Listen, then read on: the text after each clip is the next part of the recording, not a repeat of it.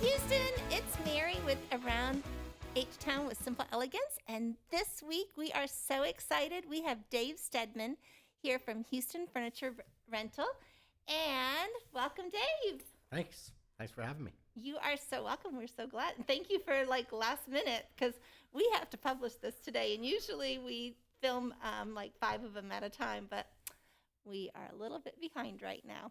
And my friends, I had COVID last week, so I'm wearing my mask, but I am out of COVID jail and very happy to be out of COVID jail. So Dave, tell us about what brought you to Houston, what brought you to Houston Furniture Rental. I know it's always a journey, so share your journey. So we'll talk about what brought me to Houston. Obviously, well, I'm going to say a green card. A green card brought me to Houston. No, you are from Canada. So I'm from Canada originally. Mm-hmm. My first wife is originally from Houston. That's how I ended up. Oh, okay. Yeah. Mm-hmm. Okay. So that's how I got here. Houston Furniture Rental, how I got there. I've always been in the furniture business. Actually, in 1985, I started in the furniture business. Mm-hmm. It was mostly actually wicker, rattan, bamboo furniture in Toronto area. And that's kind of where I started. I did that for about 5 years. Okay. I worked a lot. Was that wholesale or was that retail? It was both. Okay. Yeah. So I ran a chain of stores for them in Toronto and surrounding area, Mississauga, where I'm from. And they did have a distribution center for wholesale, and so we did sell the stores and contract stuff for restaurants and hotels and whatnot. Okay. So I did that, and then after 5 years, I had ventured out in my own and started a catalog shop at home company. Okay. This is pre-internet. There was no wow. internet. All right. There was like when we used to get our catalogs and we could flip through them Yes. and dream and yes. like in the days of the J.C. Penney and the Sears and Sure. That kind of world. So we had a I got this idea from a company called Consumers Distributing in Canada, and it was a catalog store. Mm-hmm. You would go and they'd have the catalogs all lined up in rows on tables, and you flip through the catalog, and you had your little card that you would fill out as if you were ordering a sandwich at Which, right? Same idea. And fill out what model number, what page number of that product that you wanted, and then you go up and order, and they talk in the microphone and call. So was it in the back, or yeah, it was in the. So it was in stock. Most of it was all KD stuff, a lot of Bombay type of stuff, right? Okay. It was furniture that was ready to go, and accessories and everything. Everybody went Christmas shopping at this place, right? And just bought from the catalog. Everything was in the catalog. They just went to one place and shopped through the catalog. They didn't have to go various stores, right? Anything you wanted, appliances, anything you wanted, right? Like Costco, only in a catalog. Only in a catalog. Interesting. Yeah. And so I thought. So then you purchased from the catalog, and then did you drive around back and pick up? Or was it shipped to you? Depending how big the item was, you would drive around the back to get it. But if it's small enough, then they had these rolling belts, the steel wheels on it, and they just roll it out. Wow. For you, and you go. And that was, so anyway, back in the day. Back in the day, so I got my idea for a shop at home interior catalog type service, and we advertised just in the newspaper. That's where you advertised, right? Weren't going to do TV because it was way expensive, and it was just starting out at that time. And it was 22 or 23 or something like that. I was 24 maybe. And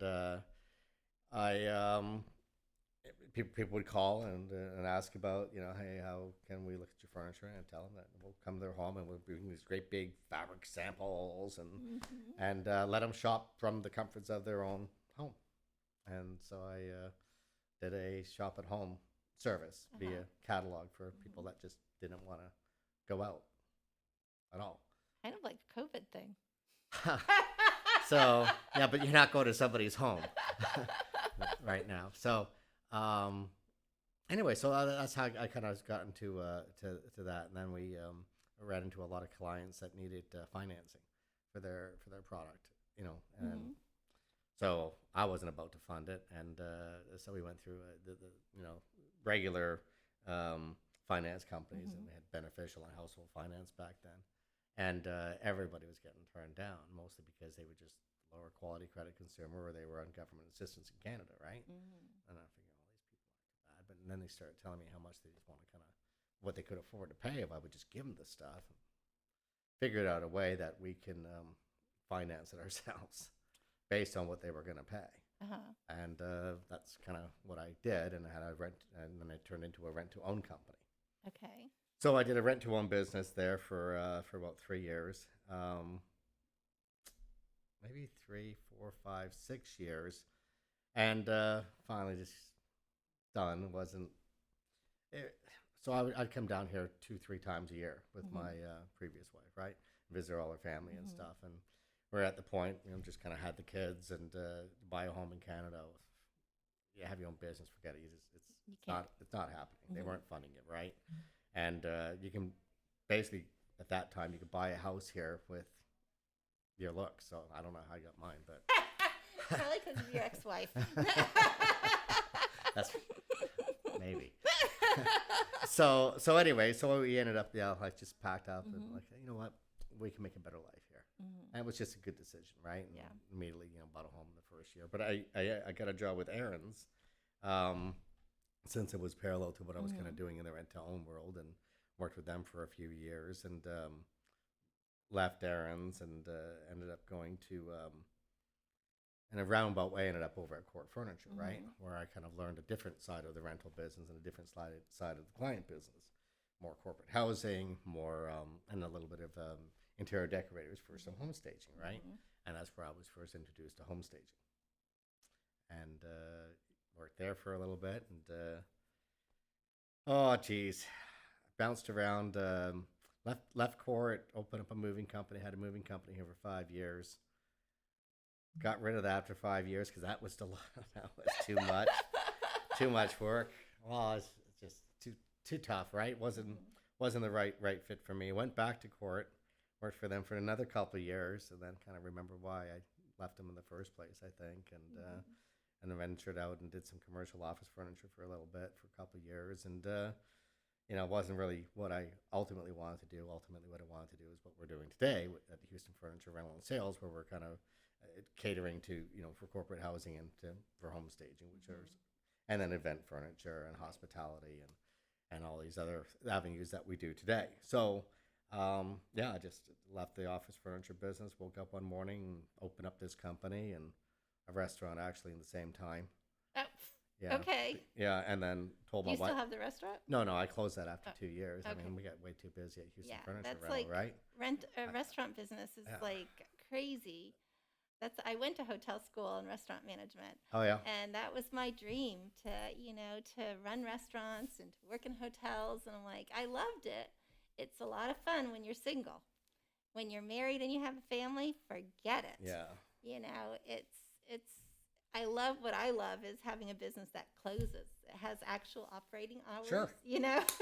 Hey, we're 9 to 5, Monday through Friday, right? Exactly. Business to business primarily. And I love that. That was never even thought about that in my past. And then I'm like, you know what? This little 9 to 5 thing, 9:30, 10 o'clock to 5, whatever, I like this. And I like having my weekends off. And I still remember I had just moved to Orlando, Florida, and I was joining the Walt Disney World Swan team on their opening team, and I had taken 3 months vacation before going to the Swan. I don't know what a Swan team is, by the way. You're going to have to elaborate. The Walt Disney World Swan. Okay, there's the Swan and the Dolphin at the at Disney World, and at the time, the Swan was owned by Westin, and the Dolphin was owned by, I think, Sheridan. I think they're now all together. Yes. But like the hotel is very dreamy, and like on the Swan, there's these huge swans at the top of the hotel. Okay. And on the Dolphin, there's these huge dolphins on. But it was funny. I'd been on vacation for 3 months, so and then I come to go to work, and now I have a 9 to 5 Monday through Friday job.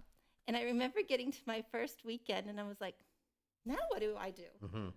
Okay, I cleaned my apartment. By 8:30, my apartment was clean. I'm like, what do you do on the weekends? I've never had this before. even though I've been on vacation forever. And I was like, wow, this is really nice. I like this. You could get used to it. So praise God for 9 to 5, Monday Yeah. through Fridays. Yep. So, I mean, like Houston Furniture Rental has grown. Did you start with just the beginning, the first warehouse Yes. at Houston Furniture, and then you just kept on picking up more and more and more warehouses? Like now you have what, 5 warehouses. Yes. We'll have Luckily, 6 when they the other just go tenant moves out. straight Yep. back, except for one little church in the Right. middle. That's right. But at It's- least it's- they it's- keep you holy. It's okay to have God watching out over us. Yeah. Between that and the cop shop on the other side, it's good. There's The another what? A the cop police shop? station. Yeah. Oh, The okay. Harris County So Sheriff's that's kind Department's of right there. keeps you a little safe. Right. Yeah. It's good security. So. Yeah. That's awesome. So yeah, we started out in 2013, and ideally we were kind of pushing towards commercial office furniture rentals and corporate housing rentals. That was kind of the original model, was to do that, and I didn't really think about catering to home staging at that point. I mean, I knew it was a possibility, but the inventory that I had was more geared towards, corporate housing and commercial rentals. So it was somebody had come in. We were selling some of our product off that we did have. That was kind of worse for the weather, no longer rental quality, and I was just selling it off. And by selling the product, of course, we were able to buy more better rental product, right? So something that we could actually rent. And it was a guy come in just to buy a table, and I asked him, what he was actually buying the table for, and then he told me, well, they're flippers, they're home flippers, and they buy the stuff for their homes at this stage. Like, oh, okay, well, what kind of other stuff do you need? 'Cause, we had residential lines and vendors that we can get anything from, right? And kind of told me, and I said, well, what if we can rent you all of it, right? And just buy it, and we come up with a plan, and we come up with a standard package for you for a living room, bedroom, and dining room, and that's kind of what led us to. Well, it just totally worked. Yeah. It just totally worked right from the gate, right from the get-go, and then we just kind of continued to add on to inventory. But it was actually, I give full credit to the home staging industry and to all the stagers that started coming to us. They really helped us pick out our products. Because they would say, well, if you carry this, we would rent it. I'm like, okay. Well, and so they became basically our buyers for our business without, That's awesome. Yeah. So I realized at that point that there's some real good win-win, really good synergy through because I was so versatile and so open, and I wasn't inside a box. That's the biggest thing, that we've all learned is we have to think outside of the box. Yeah. I mean, there's times that people will say, hey, can we buy this? And Karen's like, no. I'm like, hey, we can buy it again. Let's get some revenue for this. Yeah. But it's like, get outside of your box, get outside of your world. And it's amazing what you can create. And like Dave, I remember when I first started in the home staging industry here, there was we had errands. That's what we knew to rent. And trust me, there wasn't a lot there to rent, that I wanted to put into homes, but that was kind of what we had. I didn't know about Houston Furniture Rental at the time. And, and that was right around when you're starting and you weren't quite there for stagers. Right. But you have become a huge tool for the staging industry here in Houston because of the flexibility. And it's not like, well, you have a pick of 5 couches. No, what do you want? Is always your question is, how can I service? What do you need? Yeah. And that is huge. We were looking at doing that. That we were trying to look at other ways how we could use our inventory, but you guys are so set up for the rental. We're really, to rent to occupied homes. That's a lot of times when we use you is, we don't want to put our furniture because we don't have the cleaning systems that you have. And that's so important, especially today with COVID and everything, that the furniture that is being put into homes is sanitary, whereas ours pretty much goes to vacant homes and we don't have to worry about other people's homes. So, And you have a new process, a new ozone thing now for cleaning too, Yeah, which is so huge. so it's called triple ozone technology, and actually a friend of mine owns the business, and he's kind of set up inside of our facility, um, because it just kind of works. It's great for us because everything that comes back into our building, we're able to he's able to spray down and sanitize right away. Right. But he's also able to go through the entire building and hit all the touch areas. So anybody that comes into our store, or walks through our warehouses, I mean, everything's been sprayed with vital oxides using an electrostatic sprayer that he uses. Is that kind of like what they're doing on airplanes right Yeah, now? it's exactly what they use Okay. in airplanes. Yeah. It's exactly So- what they use in all the hotels, and Hilton does it, and they actually take a little label before you go into your room, and they tape Right, it and they across. put it on the Yeah, so that on the- when you open your door, right, it breaks the seal. Yeah.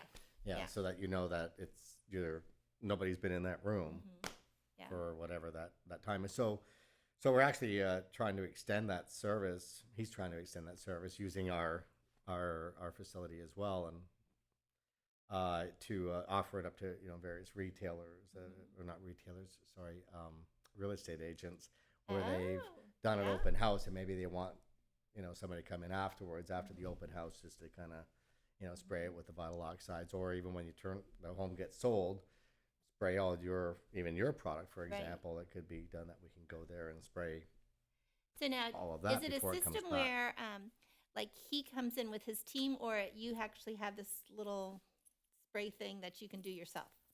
No, he comes in with his team because they were certified for it, Okay. right? He's actually got a mobile trailer that he'll bring out, and he's got these large pieces of equipment. They look like great big ovens, actually. I don't know if you saw them in our place or not when you were there. But they used to be used primarily just for sporting equipment, and to take all the bacteria out of the sporting equipment. So he'll bring the equipment straight to the maybe the stage or the D stage. You can take all your pillows, kind of put them all in this thing, runs it for 10 to 15 minutes, and it takes all that bacteria out before you bag them back up. You could do that with everything. Every single accessory can go in it. Yeah, That's crazy. That's amazing. So having that system during these times, because people want to know, well, hey, who's touched this stuff? Right. That's Okay. like one of my questions to you is, how has COVID changed your business? This is part of how it's changed the business. I mean, we have to do things just a little differently. We have to be a little bit more cautious on how we handle things, and with our crews, and just being sanitary. Wash your hands, right, and use the wipes, but even the wipes tend to kind of spread whatever that, if there's any virus on it. Even with the wipe, it kind of spreads it. With the vital oxide, it neutralizes it, and it kills it. That's crazy. It just kills it, and it doesn't. It leaves a little bit of a initial residue, but then it just evaporates. Just kind of goes away. And goes away. But it definitely kills COVID, but it also provides peace of mind. Even if we say, well, there's no COVID in my house, and well, maybe, but somebody else might want to know that peace of mind. Right. In fact, was you sprayed it, and you're good, right? That's a huge thing, and especially I think for realtors, it's a great opportunity to know that the service is here. Yep. Especially where people are concerned about going into homes, and like when we first started going back into homes after the whole COVID outbreak, I would go in and I would wipe everything down with wipes and stuff for my team to come in, and I'm like, it's not. I mean, it's looking like you're doing something, but it's not really doing anything. Whereas this is a system that really comes in and it cleans it. So if there is anything, it's taken care of, and that's what a great service that is to have available. And for our realtors out there, get in touch with Dave, and he can connect you with, what's his name? Carl. And Carl and Raquel. that could be just a huge thing for them to be using. And again, peace of mind. That's the biggest thing right now. It's like, is it safe to go into different people's homes? We see that the real estate industry is booming here in Houston. Busy. Yeah, we're going into homes. Crazy. We're going in. Now, did you guys ever stop business at first when everything went into lockdown? I mean, you're in Paris, so you technically were, but so we were deemed essential because commercial office furniture, right? As we still do it, And yeah, so it's kind of funny that when the city got shut down, and you know, I had a few words that came out of my mouth. I won't repeat now. I'm sure they were very But positive. yeah, it was like, yeah, yes, get to stay home. No, it wasn't like, oh my god, you gotta be kidding me, right? And for about 30 seconds, like, I'm thinking, what on earth am I gonna do about this, right? Like, I can't do anything in lockdown. You just, but my wife reminded me that's not the way I think, and think, right? Yeah. And it's like, well, we could do this, and people have to work from home, and so we'll, sit stand desk, and we make these plastic dividers that go on top of the desk, so people have to go in the offices. So we had plenty of solutions, right?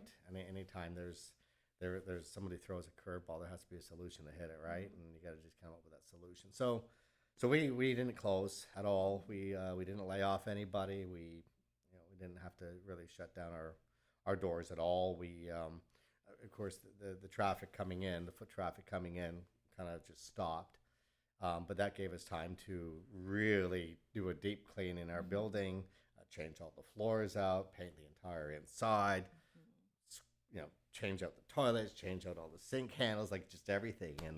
And so we redid. It kind of gave us an opportunity in a way. Right. It gave us time to do things.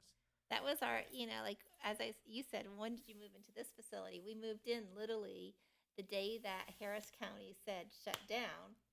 And I'm like, okay, we were just down the street for 5 years. And I'm like, I had no clue that we were in Montgomery County. We are 1 mile into Montgomery County. That is, Yeah. And I'm like, oh, well, we're Montgomery County. So, right. we kept on going. But had we not had COVID and the shutdown and the time to get reorganized, because we still hadn't, this wasn't finished for the build out. So everything was in the back, and it was a mess. We could not have put a stage together. It was just, there was, the pile of pillows, and it was horrible, and there was dust everywhere. But it really, truly, we all looked at it as, praise you, Jesus. Thank you so much for this quiet time to get set up so that now we can serve. Sure. And serve in a way that we weren't able to serve before, Yeah. So the efficiency is so much better now that we are organized and all in one place versus 10 million different places. Well, you gave me a little tour here, and it looks like you really got it together extremely well. The girls really I'm thought impressed. through where everything was to be, and the flow of everything is a big part, is how do you pull, and what's the system, and really becoming systemized is what we focused on this year, and what a difference. It's just a well-oiled machine at this point. Yeah, that's which great. We That's love. perfect. So, Good for you. anyway, and I know you guys are working on getting that well-oiled system of everything in its place, Yeah. but it's, as you keep on growing and you've got so many different businesses with different needs Yeah. coming in and out of there all the time, that your volume is a little different than ours. So, Well, at the corporate housing side of it, unfortunately, one of the companies that we were doing business with, they couldn't sustain during all this, and they had 70 units of housewares, like everything, pots, everything but the kitchen sink, towels, and so it all came back in boxes. We had to go in for 2 weeks just picking up all this stuff, and came back, and so that just, and you can't just get to it all of a sudden. You don't have a system. right. You don't have the rack. You don't have anything. It's just like you just got another new business. Well, it's of everything being back. It was a tsunami of housewares, right? Yeah. And so we just kind of just back burner it for now, and it's how we can kind of get some time to it. Of course, this time of year is a little slower, and so we've had time to kind of work our way through, get it organized, and so I think we're kind of there. You'll just put those into other units, right? Yeah. So our thoughts are to possibly rent some apartments and furnish them and rent them furnished. Is what we're thinking. That's right? awesome. And probably more in the medical area, medical where you've got doctors coming in and out all the time. patients, MD Anderson, and just one thing, even if oil and gas is slowed down, medical's not slowing down. People are going to get sick, right? And hopefully no more from COVID, right? But there's a need, Yeah. and so we want to be able to facilitate that need. It doesn't do me any good just sitting in a rack somewhere. Right. Now, some of it's from really good, really good housewares to use for staging as well. Right. So it's great for stagers if they're new and they don't have their own inventory at all, and they don't want to go to all the stores out there and spend $300 or $400 buying plates and chargers Well, and and then they have to napkins store it, and which and is huge. And linens that's and everything. exactly. We have all that. They can rent it for, you know, a package, a box of accessories for $50 or whatever, Yeah. and where they would have spent $400 or $500 on it, Right. And then have to store it. and then have to store it. Yeah.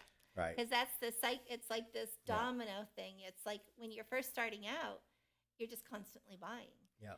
Where by using like Houston Furniture Rental, you can actually become profitable right from the beginning Yes. by renting, and then your talent is your revenue, Right. Yes. and that's huge. Yes. Versus, there's a lot of stagers that want to get to the point where we are right now. Well, I will tell you, we've spent hundreds of thousands of dollars. Yes. And we spend just, each month our minimum costs to run this place are quite a bit of money. You have an overhead. Exactly. Whereas starting out, using you guys. And Yeah. I mean, I've known several stagers that have never gone to the business system of owning their own stuff. They've just rented and they've been very profitable. Yep.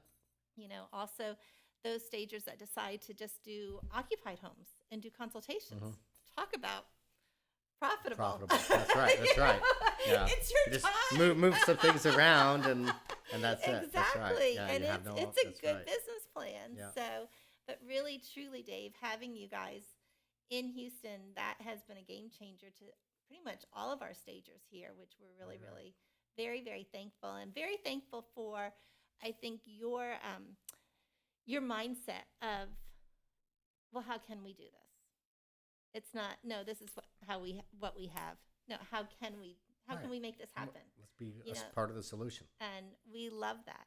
So thank you. Yeah, What are you're some of the things that you love about Houston, other than the affordability, Oh, which is huge?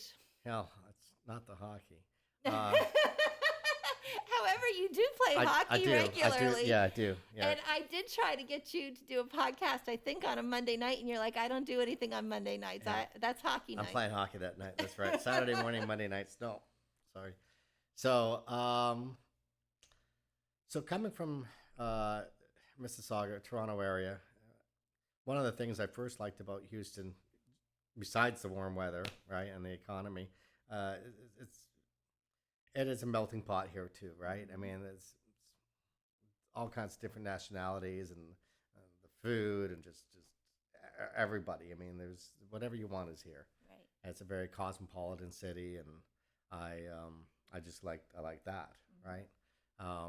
It's close to Dallas. It's close to the water. I love the ocean, right? So yeah. So those are my main things, right? It's just the weather. Yeah, the weather is awesome. I was walking with my husband last night, and he was like, and he was talking to our dog, Brady, and he's like, Brady, this is a good place to live. We have a nice long summer. We have a nice long spring. We have a beautiful fall, and we have one day of winter. Yeah, that's right. That's right. It's a lovely thing. Yeah, So, indeed. anyway, Yeah. awesome. What has been the best advice anybody has given you? Hey, so I did something like this on the other day, and they asked me that same question, and I just had to I didn't really think about it, and so I have the answer, and I'll give the same answer. My father gave me this piece of advice years and years and years ago before he passed, was to just be a leader, not a follower.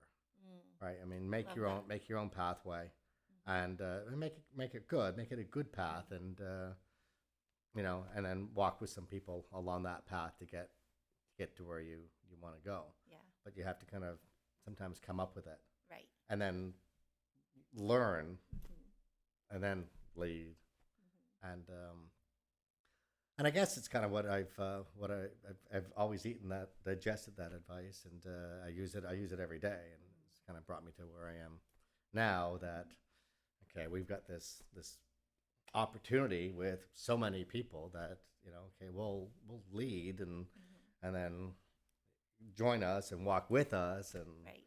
let's make sure that every listing that's listed out there is staged one way or another, right? Exactly. And I mean, I think that's one of the biggest things is, it's like our goal is to partner with realtors, and our goal is to make their job easier. You know, their job, they get paid to list and sell houses. They don't get paid really to stage houses. Correct. So why don't you partner with professionals Mm-hmm. who will make sure that that property looks fabulous, but you're out there listing and selling houses. We'll take care of the rest. Yep. But it's a team that come together to make this happen. Sure. Because it's like the whole thing. When you're first starting in business, and you're out there marketing, and then you get a project. Well, now you're out there doing the project, but you're not marketing. So it's like what do I get paid for really? My job is to do this. Yep. Let me bring on a team to do that. But the whole picture comes together as the best opportunity for that seller. And all realtors do sign fiduciary responsibilities that they are there to get top dollar for their sellers. And that is through home staging. Yep. And we just really feel strongly about that. So, But, it's there's some places in Canada, close to Niagara Falls area, that realtors won't put a listing on there unless they staged your home. I love it. Or if they came in and just at least got it all, they would Right. send a stager. They wouldn't do it. But they would send Exactly. a stager to come in. Okay, if you don't want to, we're going to bring in our stuff. Mhm. One way or another, whether it's accessories or Right. we're going to change out your living room, we're going to put it in the basement, or we're going to put it in the garage on you. But we want our pictures to look good. We want that wow factor when a potential buyer comes in. I mean, they won't do the I love they that. won't do the listing. No. Did you guys hear that, Houston Realtors? Yeah. We want to stage all properties and make sure that you're putting the best foot forward. And a lot of them, for occupieds, maybe it's just a consultation and the seller can do a lot of it. But don't be afraid to bring that home staging company in to really make sure that that house is really presented to the marketplace, because now it's a product when it goes on the market. It's not a home, it's a product. And so we have to prepare it for that marketplace.